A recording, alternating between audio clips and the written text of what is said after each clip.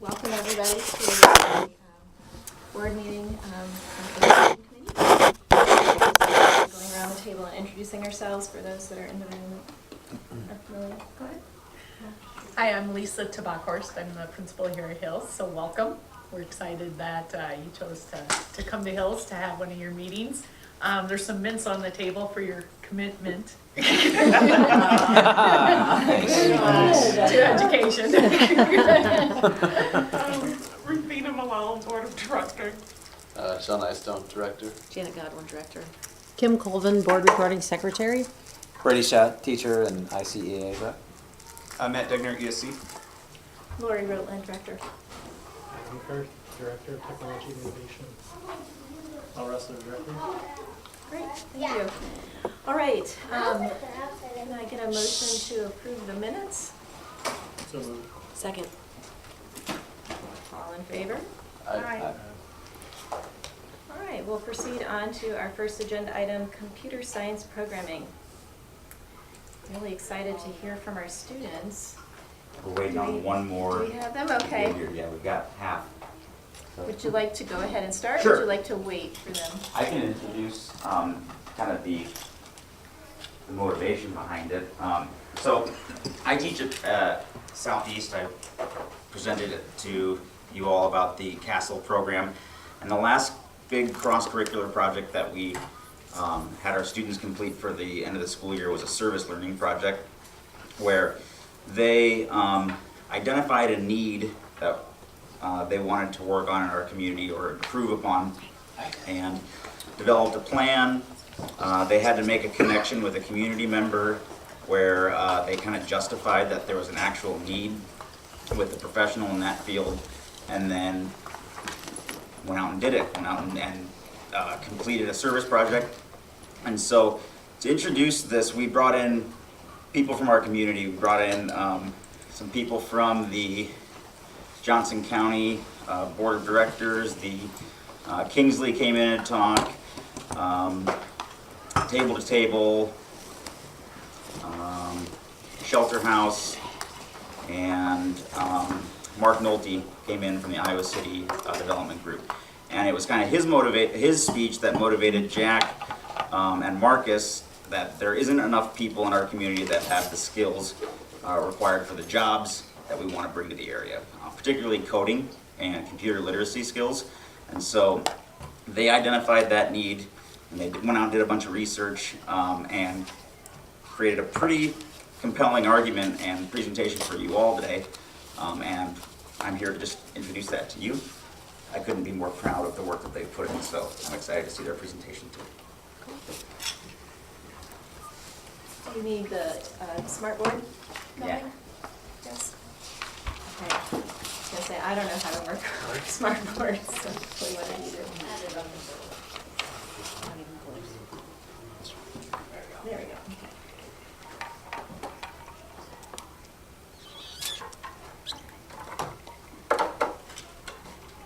So, Jack's here. I would like to wait till Marcus got here. Yeah.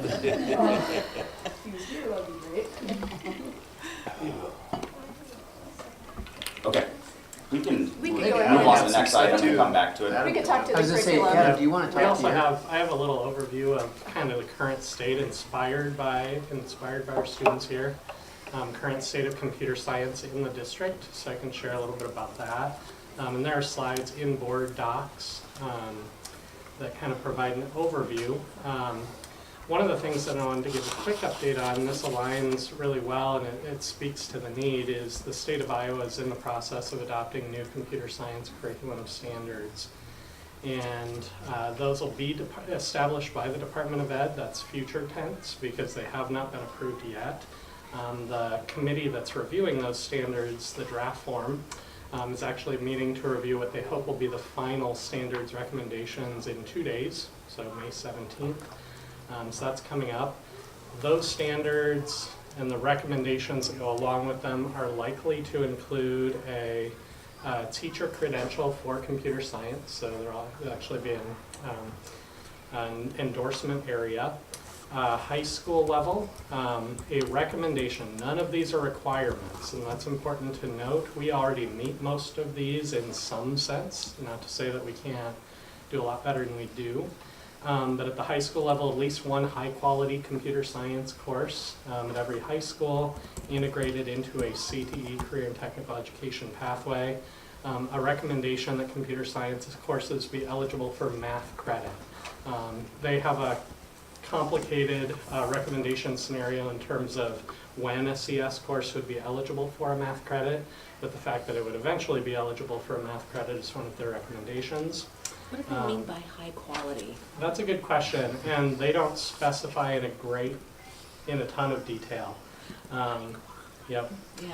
So, ultimately, I think what they're shooting for is high quality in terms of the notes from their meetings thus far.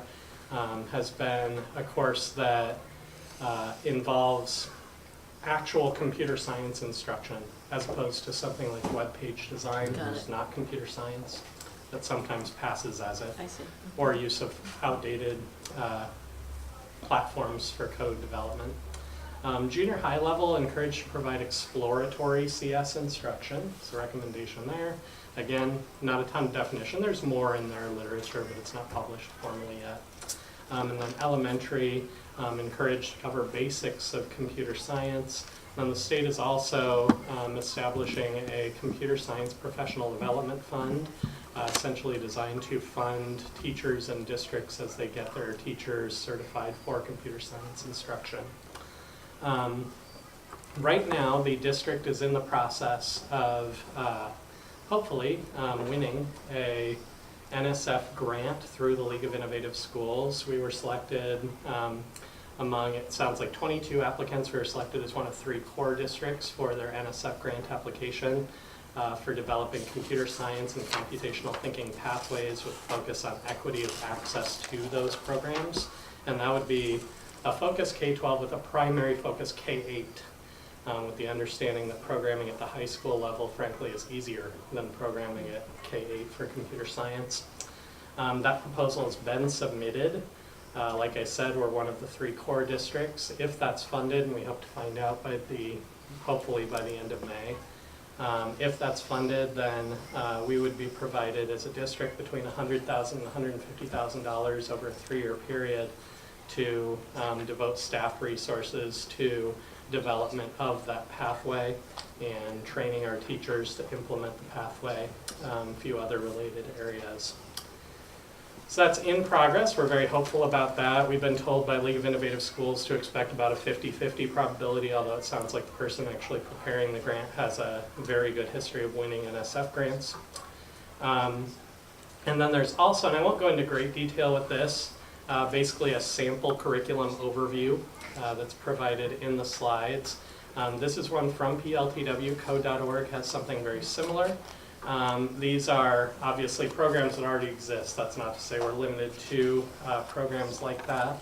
But this actually provides, in my view, a pretty good illustration of what a computer science curriculum K-12 could look like in terms of what you're offering aligned with grade levels. I know there's not a ton of detail here, in such a way as to address those Iowa standards that I mentioned at the start.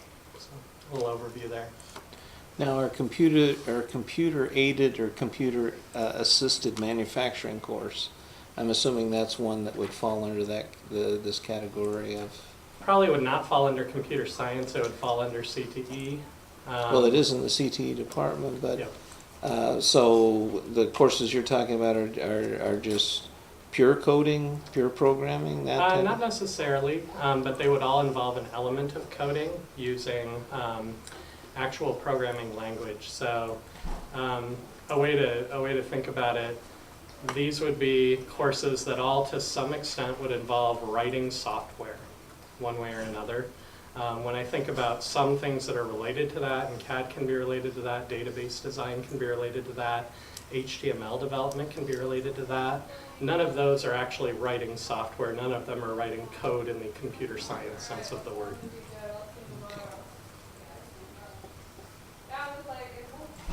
Any other questions? We've got our guys. All right. Fabulous. So one one of the goals that we've had all year with our program and kind of with this end service project is to teach kids and empower them that they can make, meaningful change in their communities and teach them and give them the skills required to do that. So we got Marcus Miller and Jack Semler here to talk a little bit about what they're doing with their coding. All right, thank you very much. So as Mr. Stimmel said, my name is Marcus Miller. And I'm Jack Semler. And we're here today to present to you our idea, our service project, and we called it Coding for the Future. Before we begin, we'd like to give some special thanks to a few people. First up, we'd like to thank Mr. Murley, our superintendent, for helping us to be here today and organizing our arrival here. We'd also like to thank Mr. Stimmel for assisting us all the way and bringing us here and helping us with all this. And our principal at our school, Southeast Junior High, Ms. Cook, for helping us distribute our survey to the students there. We'd also like to thank another teacher at Southeast Junior High. His name is Mr. Brown, and he helped us with the research part of our project. We'd like to thank our parents for helping us and supporting us along the way here. And finally, we'd like to thank the student body at Southeast Junior High and those that took our survey and gave us their meaningful input. So we propose to implement an elective coding course. It would be a multi-tiered curriculum which would progressively get more challenging as you move through the levels through middle and high school. It would be taught by instructors who have training in computer science, programming, and teaching. Why we need it is the jobs are becoming more STEM-driven and require understanding of how technology works. This coding elective offers systematic learning approach that will give students a thorough background in coding, app design, web design, and programming languages. Regardless of what industry students will choose to work in the future, better understanding and knowledge of computer technology and programming skills will increase their chances of getting better jobs and to be more prepared for the requirements of a technologically demanding environment. So we propose to use a tiered approach to implement this, one using 4 levels taking about 1 to 2 trimesters each.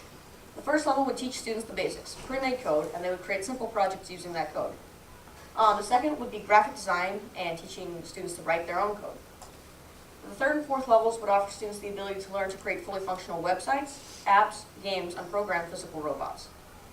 Now, some of the tools, as you can see on here, these are some tools that me and Jack have used ourselves, and we think they're really great and great for teaching students. Scratch an hour of code we think would be best for level 1, and for level 2, C++ virtual worlds and Khan Academy JavaScript. So we decided to take a look and research on our own to see what others in our community thought about coding and programming. So, according to the Burning Glass Technologies, today around 50% of jobs require programming skills. As scientists estimate that in about a decade, that number will increase to 77%. Today, around only 40% of schools teach any levels of coding. On average, coding-related jobs pay up to $22,000 more than other jobs. According to the Google Gallup survey conducted in 2014 through 16, the vast majority of parents, teachers, principals, and superintendents agreed that studying computer science was important. So we looked at some of the current opportunities that are available to students for them to satisfy their programming needs and wants. The first one we came across was programming clubs taught in schools. These are good because they give a good introduction to the field and the possibility to explore different areas inside of programming. Some of the major weaknesses, however, they meet only once or twice a week, and if they have a curriculum at all, it's usually poorly structured. Finally, these are not always taught by instructors who have relevant training in coding and programming. The next big one we came across was online courses, such as Code.org and Codesters. They are great because they can be accessed from anywhere, and they usually have well-designed curriculums. Some of the major weaknesses, however, that not all students have access or can work through them without help from a real instructor. Another huge setback for many students is cost, because a lot of these good programming tools and online courses cost money. Finally, a lot of these online courses only focus on one specific type of programming languages. If we take Codesters, for example, they only focus on the language of Python. So we sent out a survey to our fellow students to see how they felt and if they wanted coding in their schools. So from the total respondents that we had 194. We split these groups into gender, grade, and race with 61 females and 54 males. And for the gender, you might notice that 61 or 54 does not add up to 194. That's because we made that question optional, and some students chose not to give us their gender. And same thing with the race. We did make the grade question mandatory, though, so everybody answered that. Our first question on the survey was, how important do you think computer technologies will be in the future? As you can see here, 62% thought that it would be very important. Breaking this up by gender, we saw that male and female students, about half of them, thought that it would be very important. Finally, breaking up by race and gender, we saw that across male students, Asians showed the most, thought it would be the most important. And female students, that was African American and Asian. Our next question is, how interested would you be in taking an elective focusing on computer technology and programming? You can see that students are closely split between who are interested and who are not interested in the elective. About 1/3 of all surveyed students is not sure about the elective at this point. Comments provided by some students indicate that their overall interest depends on the quality of the course delivery, meaning how fun it is if the instructor is good and knows what he's actually teaching. He or she, and if it's engaging and hands-on. So you can see that female students show a lower level in interest in the elective compared to male students. But however, about 4 in 10 of the female students are uncertain at this time. This finding indicates potential for change in their perspective in the future. So you can see that African American females show most interest with 2.8, while male Caucasian males show most interest with 3.4. Sorry. Our third and final question on the survey was, what level would you like to achieve while taking this class? So we broke this up into 3 levels: beginner, intermediate, and advanced. You can see that about half of both male and female students believe that intermediate would be most desirable and the best for them while taking this elective.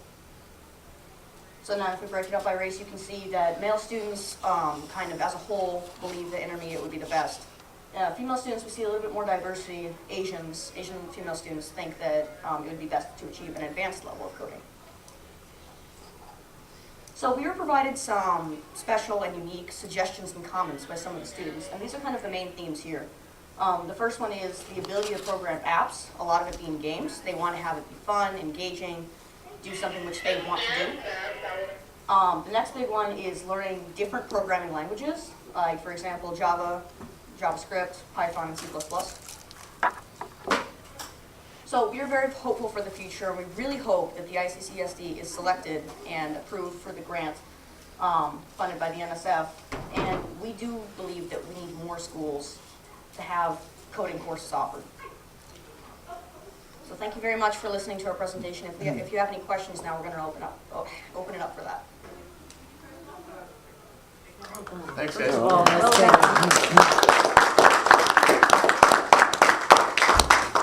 I don't really have a question, I have a comment though. I think this need is immense. Where I work at ACT, we have legions of developers, and that over 50% of them are contractors, many of them who do not live in the state of Iowa.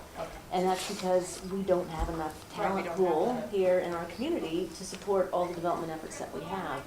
And I would love to find a way through this grant and through kind of, I don't know, business internship type opportunities, because there are so many projects that, you know, probably at the high school level we could make available for students who are learning these skills to give you great experience on the job, but then also to help the companies that are providing that opportunity too. So there's a huge need here. I completely support what you're proposing, and like you, hope we get that grant and can move this forward. Great, thank you very much. I really like your idea to start with making it fun. I think that the first introduction to a new subject is often, you know, make or break whether a child is going to take an interest in it or not. And if it's all math and all, you know, all the X and O's or whatever, you know, might turn kids off. But I like your idea to make it fun and start with maybe some games and things that, maybe some phone apps. And actually, so as you might have seen, the female interest in coding, at least in our school, is much lower than males. So that was our kind of idea, to show them demonstrations of what this can do, and better yet, demonstrations from female programmers and female coders, to show them that they can be just as good or even better than their male peers, and they can really achieve some great things.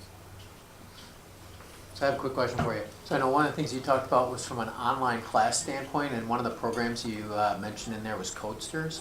So one of the things that we're looking at is, and I'd like your opinion on it, rather than doing it on your own, what if we were able to bring Codesters into the class so that you had the support of a teacher in the class while you were going through it, so you're not on your own? What would you think about that?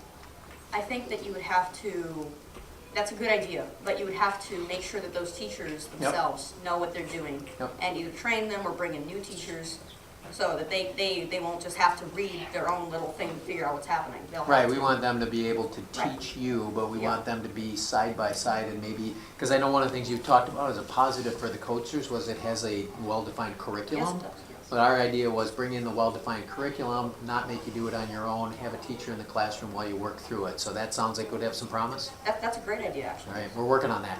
Okay. Well, I just want to thank you, gentlemen, and I thought your thanking everyone at the beginning of your presentation was a very good technique, and that you thoroughly went through it, and definitely coding is important in the future, and every job is getting more technical and requires the use of computers. We're not going backwards, we're going forward, much to the chagrin of some of us. But no, I thought it was a great presentation, and thank you for all the work that you put into it. Well, thank you very much for having us here today, and we're very grateful for that. Thank you. Any other questions, anyone?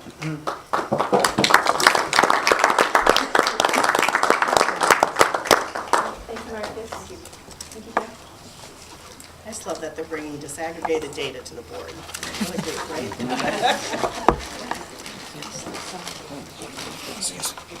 Transition into our preschool topic now.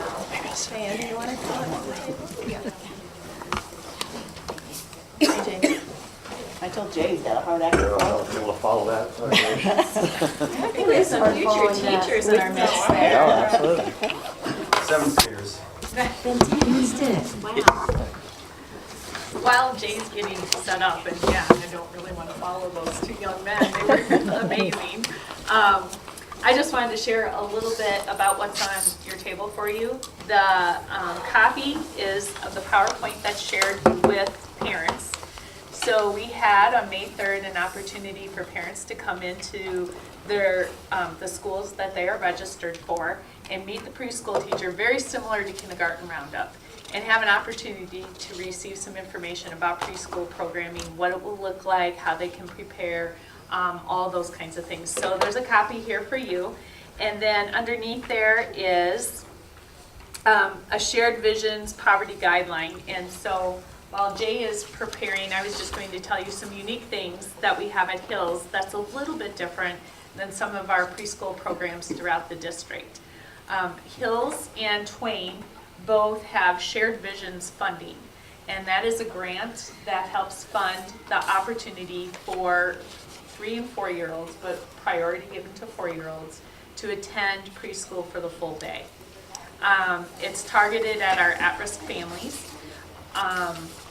knowing that research tells us that sometimes our kids, by the time they come into kindergarten or first grade, they can have to a 5,000 to 10,000 vocabulary word gap. So we know that early intervention, early education, early childhood is critical. And so this program reaches out to families that are in that at-risk poverty guideline area, and they can have their child here all day long. So to be a part of Shared Visions, the income guidelines are put into play. They have to provide information. If they are working, they provide pay stubs, and it shows what their family income is for their whole household. And then if you look across, it has to be 130%. So that's a pretty tough guideline to meet. So if you look, a family of 4 can make no more than $31,980 to have their child enrolled in the Shared Visions program. So right now at Hills, we have a room of 20 students. 14 of those slots are reserved for shared vision, and then the other 6 are tuition-based. And so we reserved 6 slots for those families, and they pay a tuition fee of $500. That goes in conjunction, which this is where it's a little tricky at Hills. We also have statewide program funding, voluntary program funding that comes in. See, I can't do what they do. So when you look at our program for the day, we have statewide dollars, we have shared visions dollars, and then the district also contributes in-kind dollars, because part of receiving that shared visions grant is that an in-kind amount has to come in. So for Hills, our grant fund amount is $96,000. And we submit a budget that shows what's coming in for in-kind, where statewide dollars come into play, and where the shared vision dollars come into play. And those are submitted throughout the year. We have to submit those budgets and do a report on what the program is here at Hills. Twain does the same thing, and their allocation is a little bit more. So that's what's unique about our 2 programs. Van does have a full day program. Theirs is structured a little bit differently, and I don't know it very well, so I can't speak on theirs. And then there are other schools throughout the district that have an AM and a PM program. Another unique thing about Hills with our program is we also have a wraparound grant. And that grant allows our families to drop their children off at 7 a.m. and pick them up by 5:30. And that has been really important. We are somewhat isolated. We are not on a bus line. We don't have cabs. We don't have, if you're working in Iowa City, a quick way to come and pick up your child or transfer them to daycare, or those kinds of things. So that has been really critical to provide that wraparound care service for a lot of our families. The trick is our families that access wraparound have to work or go to school, but still meet these income guidelines. And they have to work or have a school amount of 28 hours per week. They get so many hours for study per credit hour they're taking.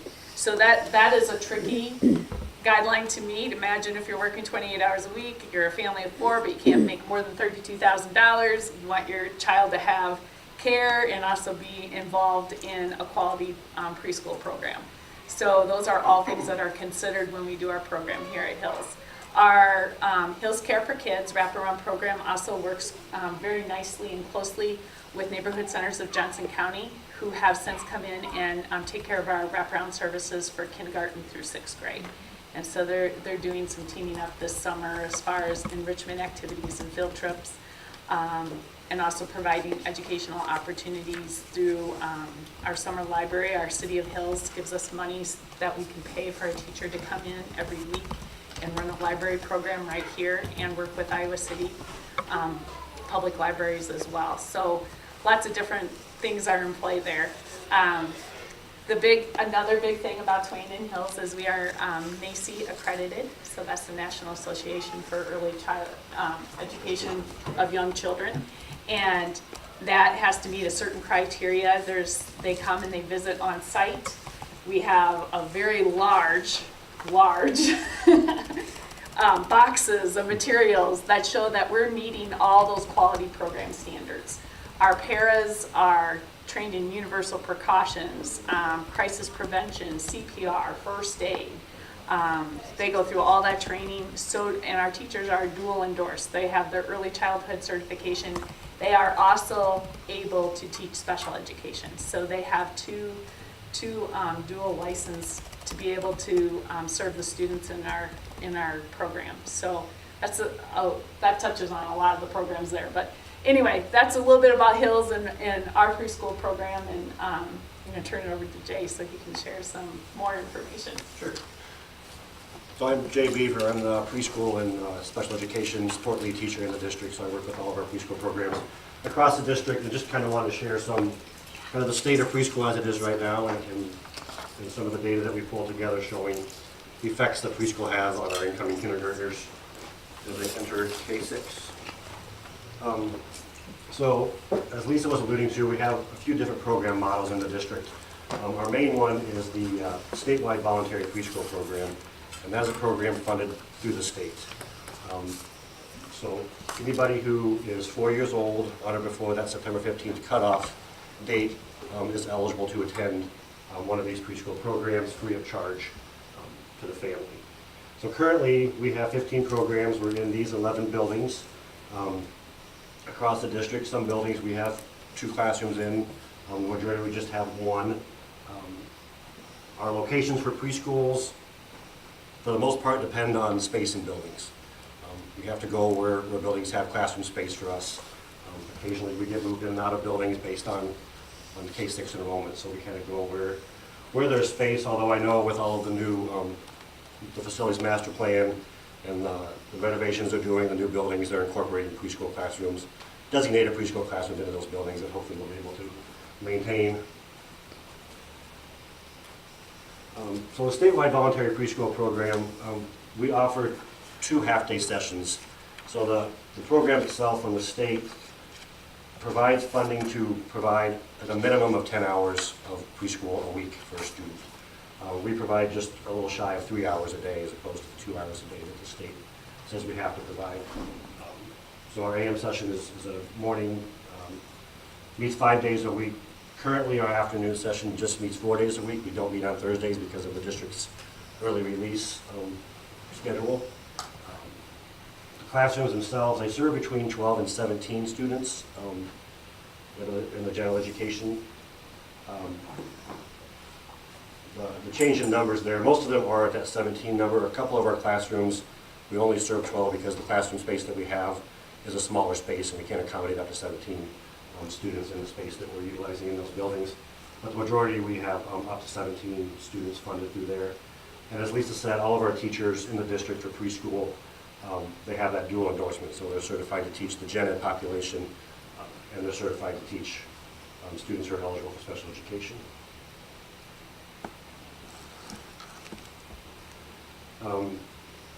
Along with that, with the statewide voluntary program, we're required to have community partners. So we're required to work with community preschool sites that also provide the free 4-year-old preschool using flow-through dollars from the district. So these are the sites we currently partner with. We have 3 different sites with neighborhood centers of Johnson County. There are 2 sites at Broadway and Pheasant Ridge, and then they have a classroom at Grantwood Elementary.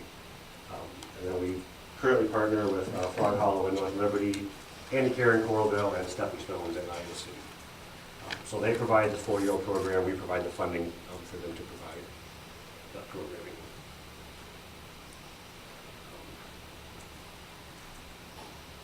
A lot of what Lisa had shared about the Shared Visions programs, we have the 2 at Hills and Twain, and then at Mahan we have just a straight tuition paying program. So it's a full day program on the school day hours, does not have the RAP program, but it's a tuition only based program. We serve up to 20 students in there. Because that teacher has that dual endorsement, we also use a few of those 20 spots to serve students who are eligible for special education, especially if they live in that main attendance area. We want to make sure they can attend their neighborhood school for preschool. So there are usually 3 to 5 kids eligible for special ed that attend that, and then the 15 to 17 gen ed tuition paying kiddos. Just kind of where we're at right now this year. We have right at 580 total students enrolled in our preschool program. That's broken down. 519 of those are general education 4-year-olds as part of the statewide or the Shared Visions grant, and then 61 of our students are in our preschool program because they're eligible for special education. And students who are eligible for special education can enter when they're 3. Actually, they have to enter when they're 3 according to special ed law. So students, when they turn 3, they enter our preschool programs regardless of what time of the year it is or when they turn 3. Currently, staffing-wise across the district, we have 18 preschool teachers within the district. We have 41 paras. We have 2 instructional design strategists, which is great, part of the TLC grant. So we have 2 coaches that work with our programs. I'm a support lead teacher, and then we have a preschool program secretary. Does a lot of work. And the funding piece for statewide is we get 0.5 of the 1.0 student funding. So this year's funding was the $3,525 per student that we have enrolled by that October 1 certified enrollment date. And then when we work with our community partners, we fund them 90% of that. So they get 90% of that 0.5 funding to fund their programs that they're operating. Just quickly, what we provide, and that other PowerPoint that Lisa provided that we share with the parents has a lot more detail in it about kind of the day in the life of a preschool and preschooler and all the things we do with the kids. But we utilize the creative curriculum, which is what the state has recommended that we use. We also have a number of supplemental curriculums in our classrooms to help teach literacy, math, social emotional skills. We do ongoing assessments all year long with kids as far as along with screenings for literacy and math. All of our programs are inclusive, so all kids can attend, general education or special education. And all of the statewide classrooms are accredited through the Iowa Quality Preschool Program Standards, which is a state accreditation. And as Lisa said, the two shared visions have that additional accreditation through the NACE, the National Association for Young Children. New for next year, we're adding a couple 3-year-old preschool programs. These will be half-day programs as well. One will be at Borlaug and one will be at Hoover. They'll kind of run the same AM hours as the 4-year-old program.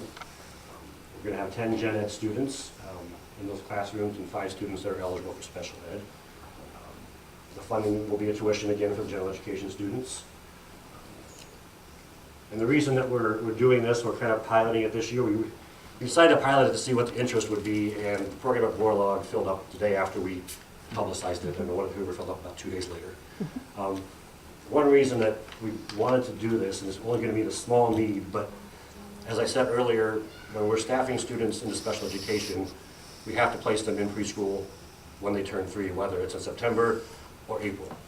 And the challenge is when we're staffing kids who turn 3 in April, they're coming into a preschool classroom where their same age peers are 4, turning 5, already 5, getting ready to go to kindergarten. That gap's pretty wide.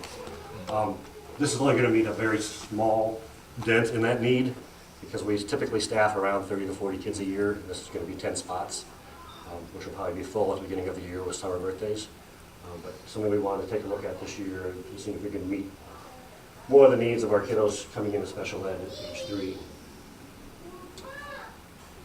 And then I believe in the board docs, Diane put together some data, just on proficiency and some of the effectiveness of our programs that I've seen. I don't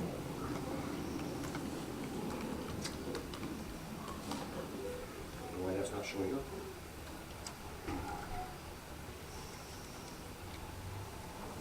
You might have to drag it. You probably have yours on extend. You might have to drag it over, maybe. You need to drag it over to the extended desktop, like drag the whole window to the right.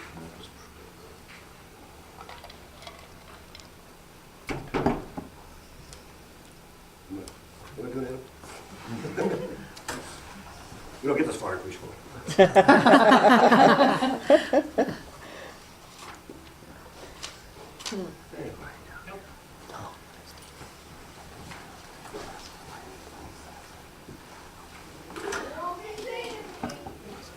I lost it up here.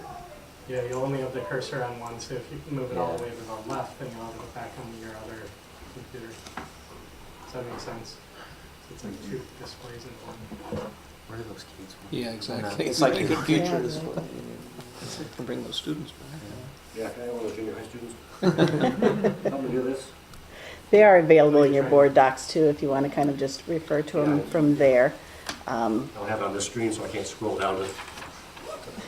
Oh, you can move, so if you move, so I'll show you. Thanks. So if you just put the mouse cursor over here, so it's on that screen, then you Screen, can scroll. okay. Yeah, thanks. You can use the arrow keys too. Okay. So this first graph on here, this shows our proficiency data. Students who are in kindergarten in our district and the different programs they attended. So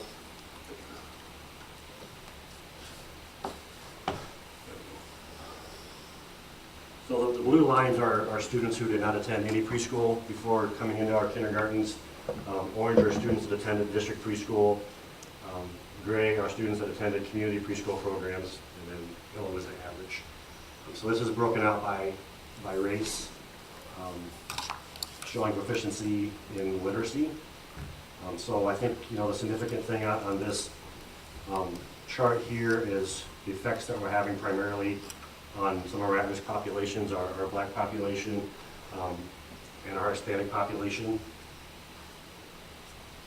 I know the Hispanic population is a little bit more even than the Black population. And I know when I share this with teachers, one of the pieces of feedback they give me is a lot of kids that come in, a lot of Hispanic kids, when they come into our preschool programs, that's their first exposure to English. So I think we're having a bigger impact on those kids than maybe the data is showing, because they haven't had exposure to English until they come into our preschool. They're spending a lot of that year in preschool just learning our language. And the other caution about this too is this is looking at kids who meet that proficiency benchmark in kindergarten. So we could have had kids who, like Jay say, are coming in with no English, maybe have made some huge growth, but are sitting maybe right under that proficiency. And hopefully by the end of kindergarten are above it because we were able to get them close through preschool. We just haven't pulled that data to see how they look a year later. Same data looking at proficiency, but broken out by students that are free reduced lunch versus non-free reduced lunch. So again, the colors are the same, so you can see the difference for students that attended a district preschool program versus those that did not attend a district preschool program. For both the FRL and the non-FRL populations. And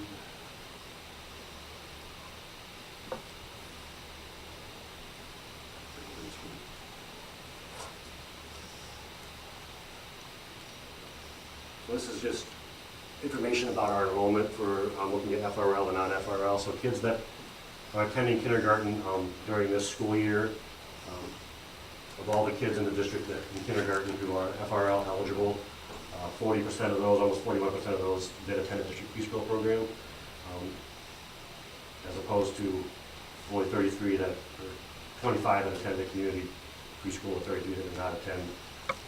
So definitely making an impact. Those are the students that were really wanting to get into our preschool program, so showing the impact of what we have available for them. Lastly, same sort of data showing that FRL and non-FRL comparison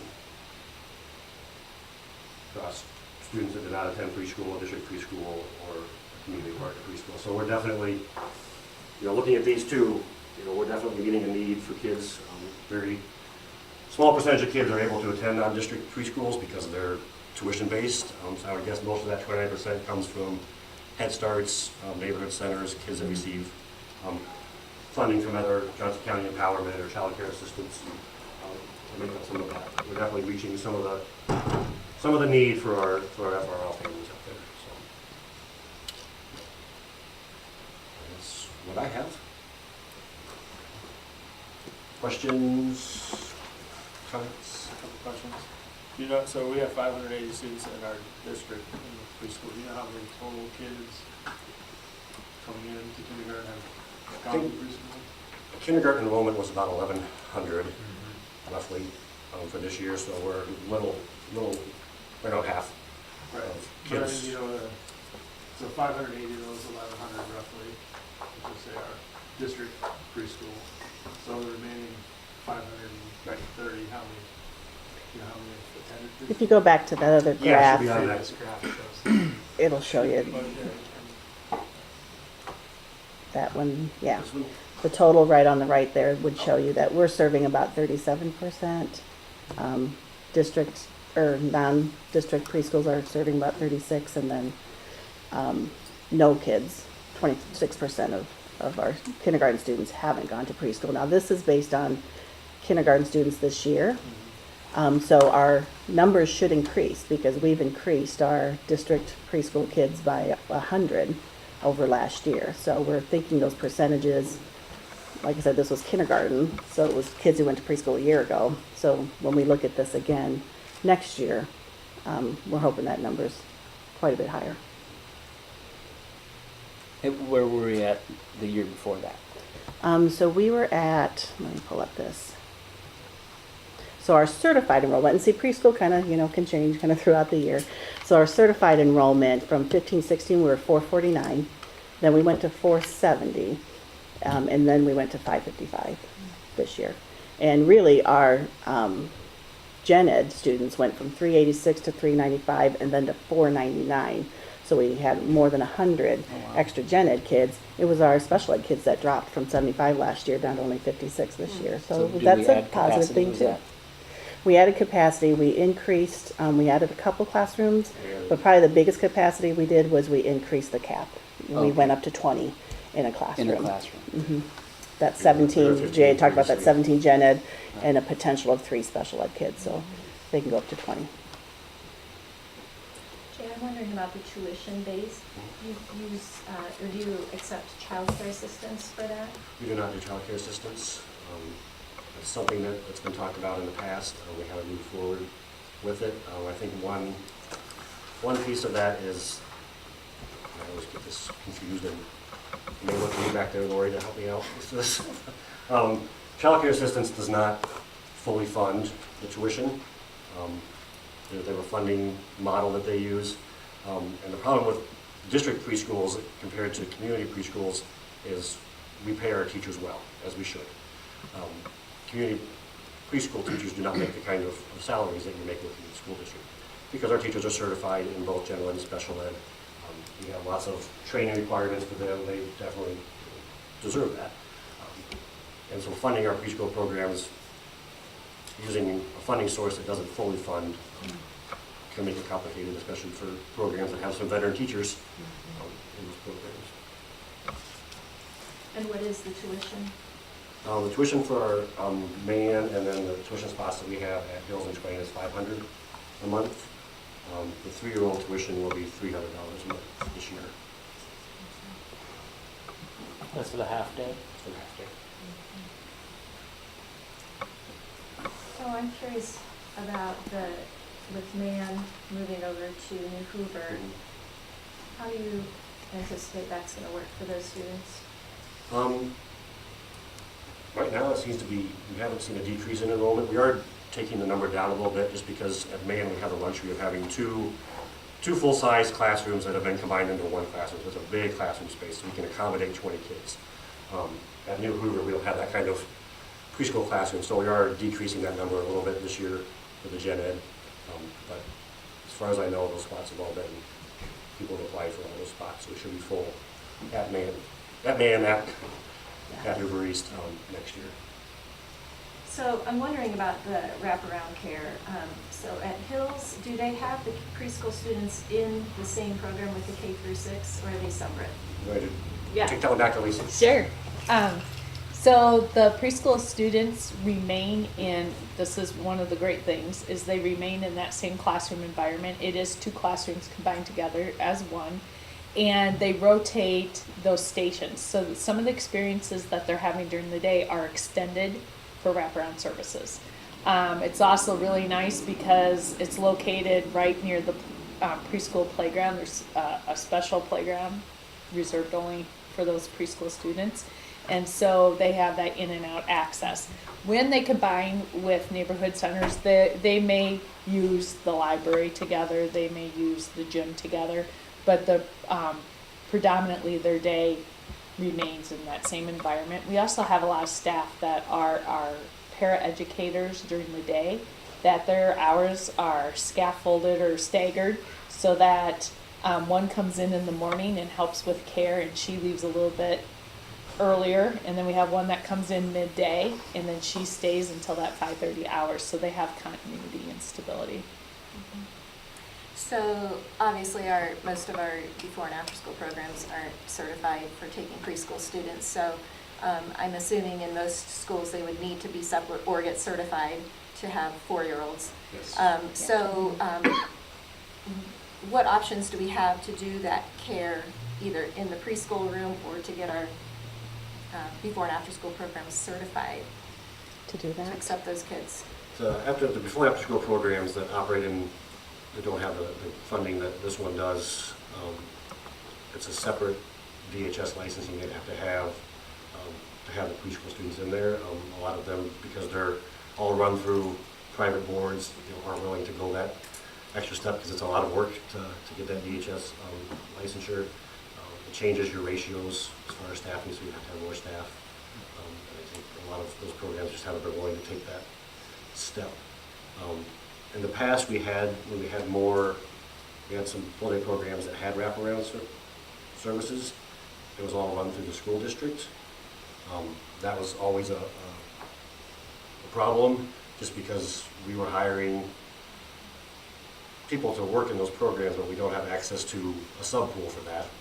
So if one of those people happened to be gone, then it was at that time, that head of preschool was going out and covering those roles. So I could come in at 7 o'clock in the morning and go in after school and do the after school program. So kind of that staffing piece, I know, was always a problem for just having the preschool department run wraparound services. And to add to that, to have that wraparound grant, we have to provide our NACE certification as well. And DHS does come in and do the same licensure, so we have to submit that as well. So there's a lot of moving parts to get that in place. So with all of that, and I know, a lot of it's funding, and I have a comment about that in a moment, but the logistical piece of it, just getting staffing to do the care either in the preschool room or in the before and after school care, what are our options to try and expand that? I think part of the piece, the reason that we would like to do potentially more full-day programs and include that wraparound is we think that's going to reach more of those FRL families that we're not getting, because we know that with our half-day model, it's not ideal for those families that are working jobs where they can't sneak away in the middle of the day to transport their child, and definitely are a stay-at-home parent. But currently, to do a full-day program with wraparound, we have to charge tuition. So that does not help those families. So like you said, it's that funding piece and figuring out are there ways to fund that, whether you can work with child care assistants and see if that's an option. If that's spread out around enough programs, but that not fully funding might not be as big of a hit. If there are more options. And your space, Clear Creek Amana's doing it? space constraints too, because right now we've got 2 preschool programs, a morning and afternoon, taking 1 classroom. So if we were going to offer a full-day program for both groups of kids, we need another classroom. And we're already struggling, looking at, say, Twain next year, with, how crowded they are. We're wondering if we're going to have space at Twain for the 2 preschool programs that we have, so we may need to look at another spot. It's hard for Twain families to think about maybe driving up to Longfellow or New Hoover, wherever we might be able to find a spot to put that program. So it's really a space constraint issue, I think, mainly. It is, and when we think about our preschool classrooms, as Lisa said, they have a nice preschool classroom here that is the 2 classrooms combined. Most of our classrooms are not. They're in a regular K-6 size classroom. And thinking about having kids that are in that space from 7 to 5:30, that's a long time to be in the same classroom space. I mean, they do have access to the playgrounds, and occasionally they can get into the gym in schools, but it's a long time for kids to be in that same space with the same materials, day in and day out. So ideally, it would be great to have, partnerships with the after-school programs. Do you know how Clear Creek Amana is doing that with their tuition-based afternoon programming? I have a coworker who has a child in that, and so she pays for the part that's not covered by Sure. the state. Yep. She happens not to avail herself of the before and after school wraparound care, but it is available to them there. I'm not sure if it's through the before and after program or preschool room. Again, some before after school programs will take kids in preschool when they turn 5. So kids that turn 5 during the year, I know Horseman program will do that. So they'll let them come in as they turn 5 during the year. Won't take them before that. I wonder if we, I know this is expanding and this would take a lot of work. It's not as simple as I'm making it sound, but if we could do tuition-based and expand that, if that would then provide enough revenue that we could offer some kids that are unable to afford the tuition. Yeah, and again, exploring all those options is great. We just have to figure out what we're going to do, because as Diane said, we don't want to, if we change a current 2 half-day program into a full-day program, then we've lost spots for 17 gen ed kids that were in the afternoon program. Now we only serve 17 all day long. So it's really a matter of, you know, meeting the need, but also making sure that we have enough programs to get all the kids in we can. And looking where the programs are, I mean, there's some that you have only a half-day program in that are very high-need areas. Kirkwood, for example, is one, you know, if you really focused on those areas where you've got the students that are probably going without, if they can't make that 3-hour preschool day work for them. I would say if you could, if the board supported making some efforts to get this rolling with a tuition-based program to start with, and then to have that sort of fund those that can't afford it. And we had some conversations with Anita about that, but again, I think it was space, right? That she just didn't have the room to be Yeah. able to do it, so. In Kirkwood, it may not just be possible Yep. until they get Right. whatever in there. Right. I think most of our building principals would be in favor of having full-day programs and wraparound. To get as many of their future kindergartners that are quality preschools as they can. You definitely see a difference between the kiddos that come and those that don't. We ended up in, so the elementary that I came from, bringing in all-day preschool, but that forced us to make the decision to move our 6th grade up to the middle school. You know, we just needed really space for a whole new grade level, and so we ended up having to make that decision. So, you know, there's only so many kids you can keep packing into those elementaries as they sit right now. And then we also have that with the highest need schools, we also have the RAM, which is taking up additional space as well. So it's kind of a perfect storm of I know. space needs It at those is. buildings. Yeah. So I did some reading on what they're doing in other states for this, and unfortunately with our state funding formula, we can't do some of the things like in some other states they've passed ballot initiatives to fund preschool, you know, all-day preschool or 1.0, whatever, and we can't do that in Iowa. But I did talk to Craig about whether there would be any other options for funding. And we talked about the Pearl levy, which is something that the Iowa City School District is currently not availing ourselves of. And let's see. 13.5 cents generate about $800,000 a year right now, their tax base. We've got a preliminary, somewhat contradictory opinion from the attorney as they looked at it. Not the attorney's contradiction, the contradiction is in state law. So there are things that says, there's one section of the code that says you can't hire staff, and there's another one that explicitly says you can hire a director. So you can't have both of those. And there's a couple other areas like that where we've asked him to go back for clarification, because he's done a nice job of doing the research and showing us the sections of the code, but then where they're clearly at odds with each other, we may actually have to go to the Department of Ed and seek some clarification from them about what appears to be probably something that, to be honest with you, no other district in Iowa has asked about. So not having asked, the Department of Ed hasn't issued any declaratory rulings on clarification.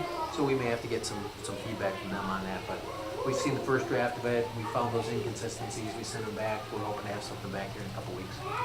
So it stands for Public Education and Recreation Levy. That's what I was looking for.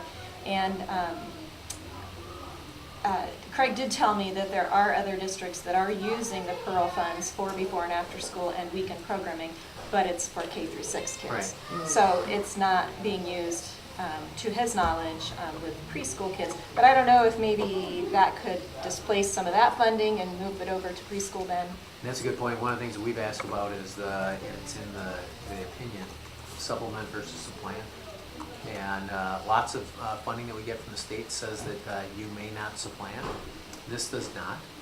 So therefore you could, if you raise the money through the Pearl levy, you could take that money and supplant costs that are currently ongoing areas of expenditure for the district, which would then free up those dollars for other purposes. So that was a positive finding from that research. And full disclosure, there's other things that this Pearl money can be used Oh, for yeah. as well. Lots of stuff. So if we did decide that we wanted to undertake this effort, we would, to take it to the voters, we would have to have a committee, and I'm sure there would be some sort of allocation of where it all goes. I know it was discussed in 2014, there was a committee then. We have all that information on email, but it probably wouldn't all go to preschool, even if we could use it for preschool. Some of it can be used for playground equipment, for other programming. But I mean, it's, $800,000 that that would be available to us if we decided to take it to the voters. And so we're waiting on the legal opinion. But Craig had thought that if this was something we were interested in, that he thought perhaps in the spring would be a good time to get it on the ballot. And he suggested that it not be on any other ballot.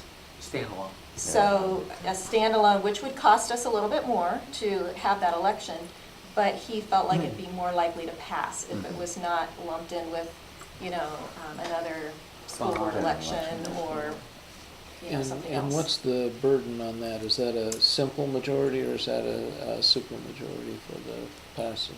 I think it's a simple majority, but I'd have to look. 50% plus one. Yeah, I think so. And, Craig, like he said, he brought it to the board in 2014 at that time. I'm not sure why they decided not to go forward with it, but. In advance of the GO bond, they didn't want to have another vote for a tax increase rate on top of that. So that's understandable. But this would be money that we could use for programming, which, it's very hard to find that money with our state formula. So. And there appears to be very little, you two can chime in if you want to, there appears to be very little support at the state level for enhancing things like full-day pre-K within the K-12 system. There just doesn't seem to be the initiative to push that forward. And in fact, there was even money that was available through the Obama administration, some grant money available, and the governor of Iowa at the time decided not to even apply. Passed on it. We just didn't even put an application out there for that money, so. What do the data say? So the kindergarten reading is good. What's the more longitudinal data say for both academics? And then I'd really be interested in seeing behavior data. How do the kids who go to preschool fare over their career, K-12, with discipline referrals and that sort of thing? That's one thing we'll be able to start doing. So one thing that we started doing this year with the Department of Ed was our K-12 buildings have been doing PBIS for a number of years. There's a sort of separate PBIS called program-wide PBS that's more designed for preschool level. So we've been working with the state and rolling that out this year. We have a PBIS leadership team for that with preschool teachers and parents and paras. And part of that, there's behavior forms that we fill out on kids. So we're going to start having behavior data coming into us on our preschoolers. We'll start using those forms next year. So then we'll have a way of tracking that, because up until now we haven't had a way of tracking behavior in preschool. There's not really good, we have screeners for math and literacy. There's not really a good screener out there for behavior and social emotional development. We're working on that too. So we're going to start having some data come in from that to be able to see the impact. Could we see, or would it be possible to look at, so not how they're behaving in preschool, but then how do they behave throughout school? Because that's, I'm thinking, we're running an almost $6 million deficit for special ed, right? Because we need to provide those services. But when I think about bang for our buck, this is pretty good data as far as scores go, right? That this is, and again, it's not us. I'm just thinking nationally and in the state. This feels like the biggest. We're getting the most bang for our buck at preschool. If you want to look nationally, the gold standard study is the Perry Preschool Project out of Ypsilanti, Michigan. Okay. Longitudinal, 40 years worth of data. They've tracked those kids not just in K-12, but beyond. So they look at everything from career earnings, incarceration rates. They measure teen pregnancy. Lots of different societal factors. The conservative estimate is you're returning, it's about a 7-to-1 savings. On the conservative end, the aggressive end, it's as much as 17-to-1. So each dollar you invest in preschool is $17 of foregone cost somewhere else in the system. Right. So I'd heard that with prison, studies. So it's. Couple questions about the shared vision funding. So it's a 5-year fund, right? So 2021, we have to reapply for that? We apply, I think, Probably next year we have to, Right. complete the grants, and then we'll start in the 2021 Okay. school year. And that's 14, 15. and not a guarantee that we'll be there. It's not a guarantee, although we've had it since, I think, 1995. Okay. Um, And is it So- time? The last cycle was the first time we had to reapply, I think, since that 1995. It was, we opened up to the entire state again, so we had to complete that grant work then. This is, it's tied to at-risk students or schools. So, for example, if the preschool was to move out of Twain, would you lose that funding? Well, currently we have 2 preschool programs there. One is the statewide voluntary preschool program. So if we did lose some space at Twain, that's the program we would move. If we cannot move the shared visions program anywhere else because the grants are tied to the schools. There's a big section that we have to complete on that grant is why that particular school has that need. Okay, so So we couldn't move it to another school because the grants were written specifically for the needs at Hills and Twain. So going into some of the discussions that we might be undertaking about kind of balancing those schools, if that at-risk population goes down, does that affect that there as well? I believe it would. I mean, the grants, I don't think that they would pull the grant during that 5-year period. But when we go to apply next year, if the demographics have changed, at Twain, for instance, and we don't have the FRL numbers and the poverty numbers to support that. What's the, how far down could it go before we risk? Because Title I's the same, right? Funding is tied to your percentage, so how far? I'm not sure what the exact number on that. But also, another thought that we've had with that grant coming up again, if we want to look at that for other buildings in the district. We've always focused on Twain and Hills just because they've had it since it opened up. We didn't want to push too hard when they reopened it up 5 years ago, so we didn't know how much they were going to fund it that year. But knowing, although you mentioned Kirkwood, I think that would be a great school that probably has the similar demographics that would award a grant like that. So the kids have to live in that attendance area to be part of the shared vision preschool? Because all the other ones are not, right? You can Right. tuition-based and everything else, you're kind of going wherever it has it. For the shared visions, we would live in that attendance area. For all the other programs, the statewide program has no boundaries. If you live anywhere in the state of Iowa, you can come to preschool in Iowa City, as far as they're concerned. We don't typically take kids out of our district because we want to make sure we're getting all of our own kids in there, but there are no boundaries for preschool for the statewide. Can I add to that? Yeah. Some other factors that we have to put in when we do that grant is one, mobility. Another thing is our ELL population. So a lot of the very same things that you consider for the RAM are also in consideration and weighted in that grant as we put that in. Another piece is they also look at secondary factors. So single parent families, families that had a history of incarceration, teen pregnancy, those kinds of things. Yeah, so those are also put in to the grant as well. So there's the FRL is a great indicator, but there's a few other layers that go into it that are weighted. Just backtracking one more time. So you start writing the grant you said you have to have it next year? It'll be due in this early spring. We're going to start writing it much earlier than we did last time. Yes. Okay, so through the spring Thank and They make a decision. I don't know when we got the decision that last time, but it was before the end of the school year, I believe. Right. But, yeah, it was a bigger undertaking than we were anticipating last time.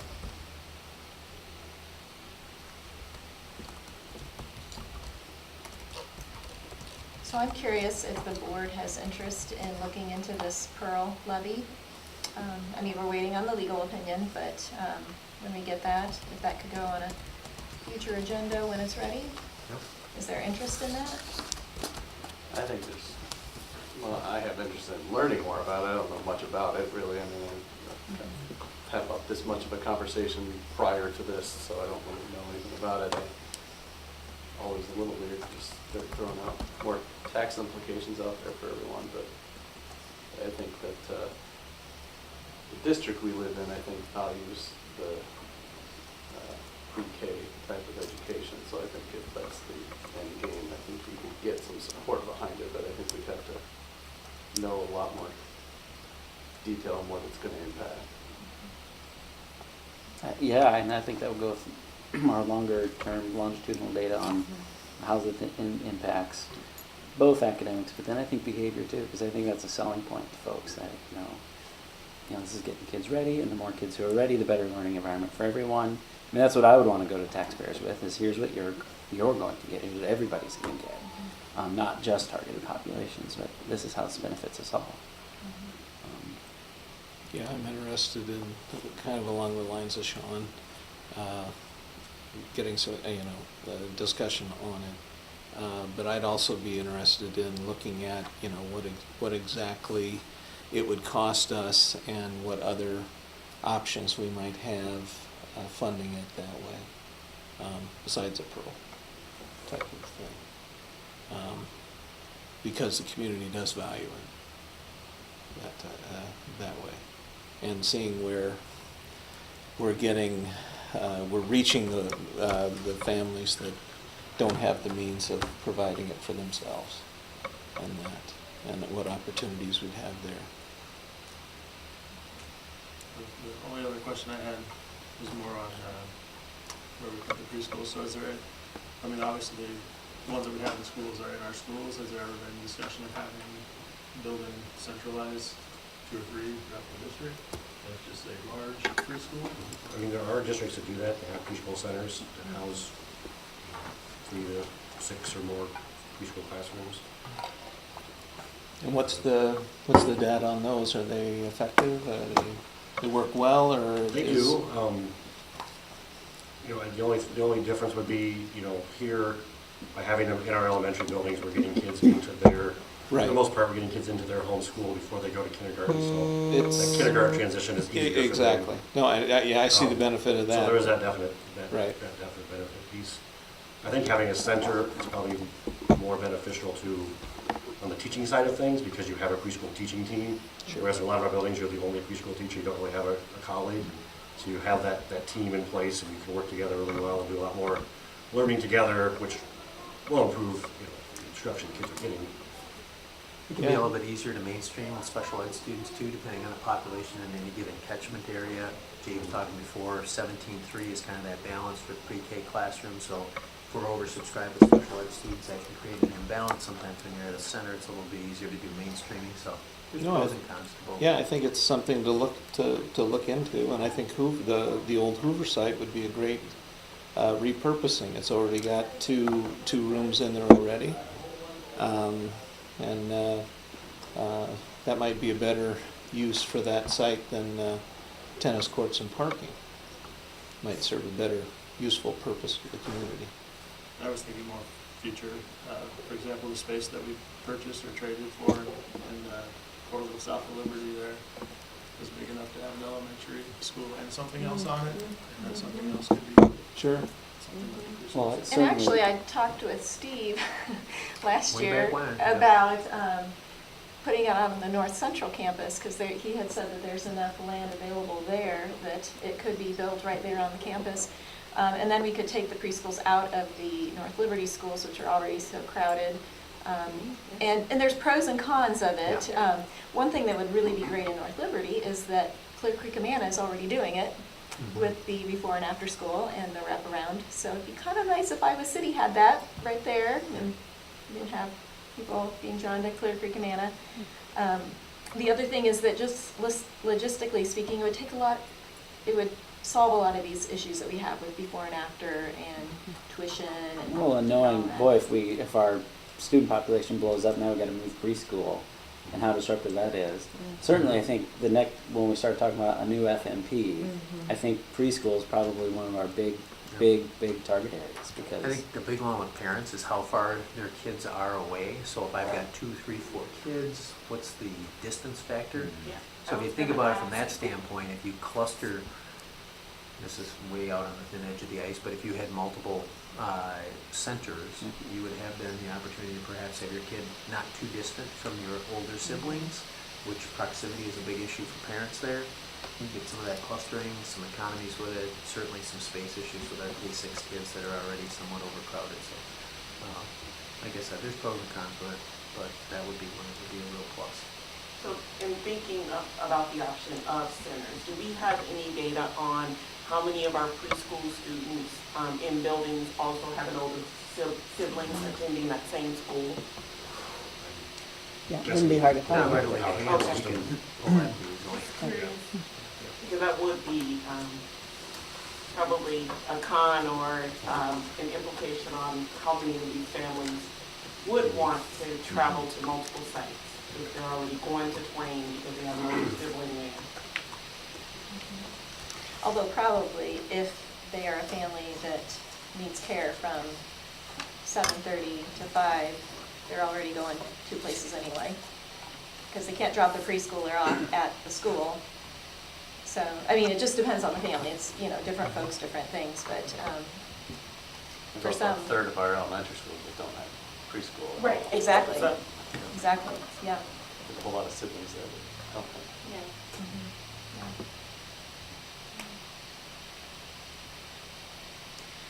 I'm just wondering, you all know that this is my soapbox, that I'm big on preschool, but we've had this discussion multiple times while I've been on the board, and we're kind of at the same place in terms of the logistical challenges for the wraparound. Does our board feel like this is something that we would like administration to move ahead on, because it's going to take a lot of time. It's not a small task at all. Is this something you would like them to take further? And if so, what? What would we like them to do? I'm definitely looking at Pearl and seeing what the impact is there. Yeah, I guess I don't know how we could come to a decision or, look at centers versus putting them in the schools, but there's the funding piece and there's the logistics piece, and I think, the need's not gonna go away. I'm assuming the demand is there, that if we had more, it would fill up, most likely.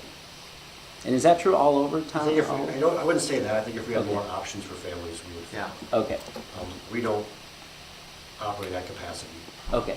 currently. And the big reason for that is because we have a lot of families that just can't do that half day. Well, yeah, that's the thing. If we could expand to full day. Yeah, full day wraparound. If we expand our options with Full day wraparound, wraparound. then we would. Yeah, the half day is the needs very, there. that's a niche family that can do the 3-hour chunk. I think that one, show 33%, I think if kids don't attend preschool, period. Right. And that's the 30% we want to get, Yeah. hold on to our programs. And I think that's just going to be a matter of having more options for those families. They don't think, if they don't want their kids to go to preschool, I think it just doesn't work for their family. Yeah. Doesn't work.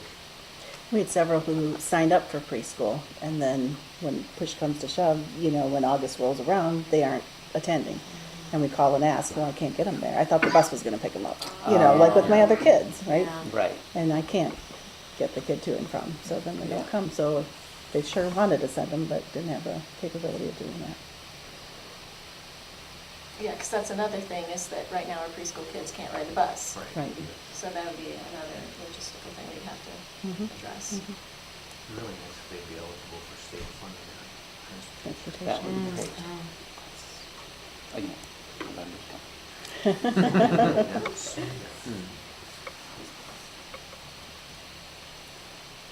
So what does the board think? I don't know what we're necessarily asking them to do. Yeah, I think the next FMP is something very concrete, and we've talked about meeting it from both the balancing perspective, but also the preschool, because one of the biggest constraints obviously in preschool is space. And,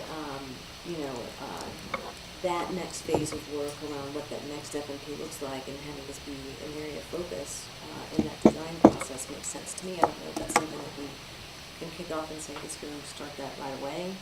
We need to sit and talk about what's the optimal time to go into that planning process. I don't know if it's now, if it's next year. We're trying to do the boundary work, and that's a priority at the moment. How much can we take on at any one time? At a minimum, I think we'll be able to bring you back the Pearl Yeah. summary. So it's- You folks can take a look at that, figure out where that fits in the mix. because that's one of those kinds of things that probably has a 6-month run-up for us as we think about educating the community and Yeah. sharing, you know, not only preschool, but other potential areas that it can support the district, not just now, but, you know, in the long term. So getting that in front of you sooner rather than later, I think would be a good thing. And we're Well, close and on if we that. get that figured out, you know, that could help expand some of the, you know, along with the building that we're doing, you know, which at this point is going to be done by 2021. As we're moving along, if we get funding to turn some of those half-day programs to full-day, you know, then maybe there's room as we maneuver to say, well, there'd be a great another preschool classroom over here because we have funding now to do full-day. And we may then have some flexibility as we build out our buildings to put some more preschool space in. Because again, I just think we see the benefit. I don't think we can deny that. And so whatever we can do to get more of our kids in full-day preschool, I think obviously the better our outcomes are going to be. And I'm not saying now's the time, but I think at some point it would be good to have a study group on the topic of the centers. Yeah, I like that idea. To look at, you know, feasibility of it, whether the parents would like it, whether, I mean, there's the whole, you know, building issue that would go into the FMP, but obviously we're gonna need to have some work done before we can even have that discussion, if it's something we even want or not. We also had a parent bring up the idea of transitional kindergarten programs, which kind of fits into this discussion a little bit. That's I don't know if Oh, that's yeah, something that's right. we want to have a discussion on, or if that would maybe fit in with that committee as well. I think so. Thanks for reminding me. Yeah. Yep. So basically, what you said, Ms. Lori's willing to head that out? I am, I mean, Volunteer. I would, I mean, I, you know, it's It's something yours. that I've talked about for years, and I'd really like to see some movement on, so. I mean, if the board would like to go ahead with that, I mean, I'd be willing to head it up, but we're doing a lot of stuff, so I recognize that, and I'm not, you know, trying to push it into something we're not all aligned with. When do we need to start planning the next FMP? Because we're finishing our current one in 2021. I mean, I'm just trying to understand the timescale. What? September. Okay. 2017. We're behind. No, so it's this September we're really going to. I would say that just because I think as a board, you're gonna wanna put together the scaffold for it, then we're gonna wanna go out and have those meetings with the general public. Yeah, and we need to decide Pre-K what our obviously will be priorities part of are. that conversation, because we go through that prioritization process. I mean, is it we know preschool? Is it CTE. CTE? Yep. Is it? Yep, so I think that Yeah. we'll wanna give ourselves, as a board team, that time to talk about it, build a scaffold, and then there's plenty of time to have that dialogue with the community. Wow. So you'll probably have multiple iterations of it as we tweak it and bring it back before it gets final approval. And how long does that, in the historical perspective, take? The setting the priorities and creating the scaffold and doing the community input and figuring out kind of what that. 9 to 18 months. Yeah. That's why I say you want to start in September. right. Given some of the other things you have going on, it may be a start and stop process with it. You may be starting it, working on it, having to take a pause because you're doing a couple other things, come back to it. But getting started on it could Yeah. help us with Yep. some of the boundary discussion and the balancing stuff Absolutely. to start at least forecasting out. the If you think about competing having priorities. a good, robust community input process in the fall of 19, so you've got Mhm. all the rest of that lead-up work done for it next year, so that you can hit the ground running in the fall of 19, so that they can bring you back something that you as a board may then go through 2 or 3 rewrites on, January, February-ish, so you're passing it in March of 20, ready to go. Yeah, no, that's interesting, that's good. I tend to give a little extra time in those just because of I think what I see is the tendency for us to get stuck rushing at the end, so I'd rather always start a little bit earlier. That way if something unforeseen comes up, we've got the ability to handle it without trying to juggle too many things simultaneously. That's good.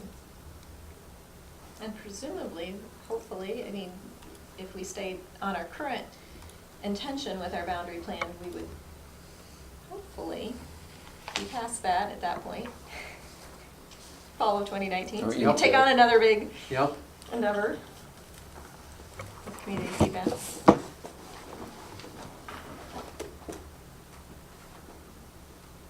So would you like us to move ahead with exploring centers? Yeah. Okay, You all do. right, well, I'll work with Diane and Jay on that then. Absolutely. Are you up for that? You bet. No, I think it's a great I know idea. you've got a lot to do. No, it's a great idea. Anything else? So we've got agenda setting then. We're gonna be talking about athletics in September. Anything else come up that, obviously there's a little bit of time between now and then if something comes up we can add it to our agenda. But, I would like to see us in the fall talk about attendance and chronic absenteeism and how much of, or what we're doing with attendance. What is, if we have different endeavors in different buildings, or if we have a district kind of goal or what. is that something in September or do we wanna put it out? I mean, how I think it's athletics? up to these guys. What Yeah. Well, the nice thing would be in September, we'd have a good, we'd give you, obviously, all the data from this year, be all aggregated and ready to go. We can do some comparison analysis with prior years, so you look at some trends. Get some of our staff in that are working on it at the building level to share with you what they've done in the past that's working and what they've got ramped up and ready to go for next year. Sounds good. Yeah, absolutely. Great. All right, anything else tonight? Thanks, Lori, for sharing while I was gone. With that, I guess we'd entertain a motion to adjourn. So moved. Second. All in favor? Aye. All right, have a good summer. Thank you. Have a good summer. Like we won't see you. You know.